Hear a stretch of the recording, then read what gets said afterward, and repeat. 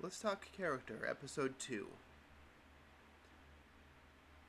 So, chapter 2, or more appropriately, chapter 1 after the forward, of A Dawning of Power. Two characters are seen for the first time, and one is mentioned. For the first time, you see Magdalene St. Francis, the Archcardinal of the Jesuit Church, who I swear I made that word up, but somebody corrected me, and oops, I guess. To create the word Jesuit, I had started with the phrase Jesus-like, and, well, you can kind of follow the progression there. Jesus-like, Jesus-it, Jesuit, but maybe I saw the word written down somewhere at some point in time, and that completely escaped my mind for decades. Although I guess in retrospect that's not particularly important. The church as it appears in my book is not the church that appears in real life. This church is a morally gray, militant organization of blood cultists. When you first see Magdalene St. Francis, she's walking through the halls of the catacombs underneath the church in Italy. She's reading a letter written by Lance Jacob, who, interestingly, in the first draft of Red Twilight: A Dawning of Power, was the POV character. He was both the first and last person to speak in the series, which at the time was a single book. But as various versions of the book went on, it became gradually less important. Not to the point in which he wasn't a main character, but definitely to the point in which he was sharing screen time with 8 characters. Magdalene plays the role of the Harbinger in this story. She is the first person to encounter true, unmistakable evil. She sees what she interprets as being her deity manifest as she's in the middle of performing this flogging ritual in order to purify herself of fear. And that would be far more or less disturbing if that wasn't something that actually happens, apparently. Just try to imagine that. Taking a whip to your own flesh. No, thank you. I don't see a need to scar myself. But I don't want to hover on this too long because Magdalene doesn't reappear in the series until book 3, and that's not the same Magdalene at that point. That's one of the temporal clones when Charlie Belmont is jumping across dimensions. More on that later on after you meet the character Charlie.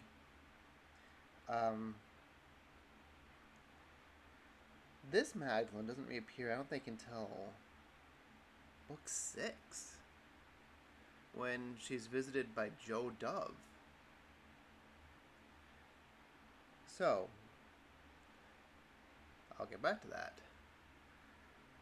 Now, the other important character you meet during this section,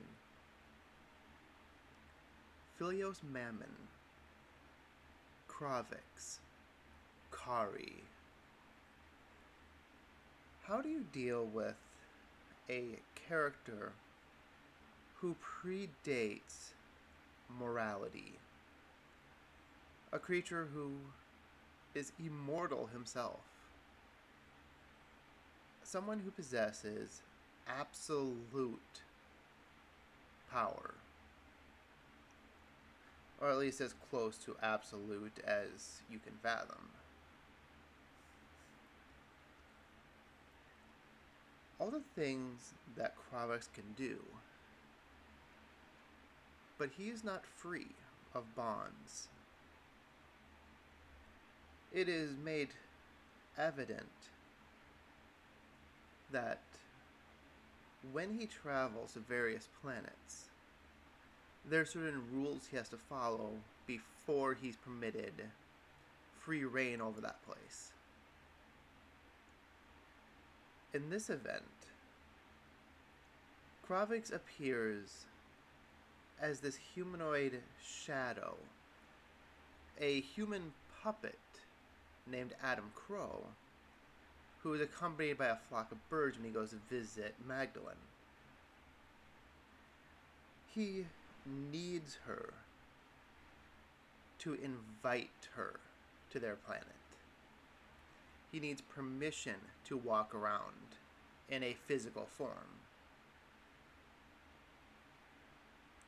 He demonstrates telepathy.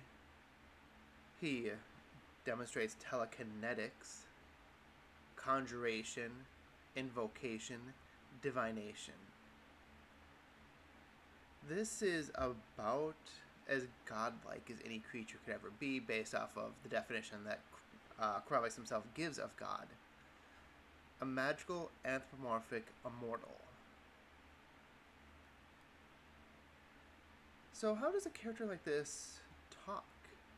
Was something that I had spent a long time struggling with. Well, he has a messiah complex. He is an obsessive and compulsive individual. He's a narcissistic individual. He's also elegant. Every time he talks, I'm imagining this low, deliberate voice. Everything he says is grandiose. He has utter hatred of humanity and does not care about such things as life or death. At least in this incarnation of him.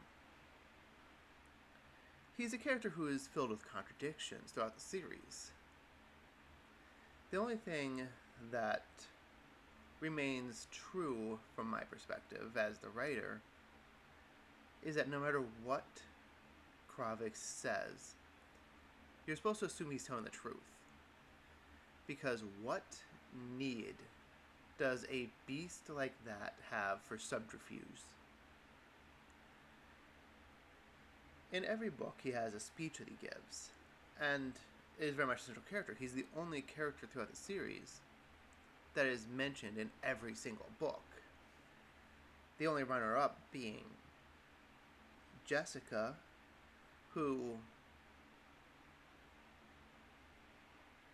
appears as a background character in book 2, does the prologue of book 1, and then becomes a main character in books 3, 4, 5, and 6. No, she's a background character in book 6. Her first appearance not being until like 3/4 of the way through. Okay, but that's aside from the point. So, how do you write a villainous individual? A villain needs motivation. A villain needs to be understandable. There needs to be something that sets them on their course of action. Now, for the writer, you can keep this in the background. You can keep your motivation hidden, but you have to keep in mind what your character wants. Nobody else needs to know this. But for you, the actions your villain takes need to draw a line of progression. They need to mean something in universe. Crow's motives don't become obvious until the very end of book 6 for me. When it's been revealed that he once was God. He was the creator of at least a percentage of the universe alongside his siblings.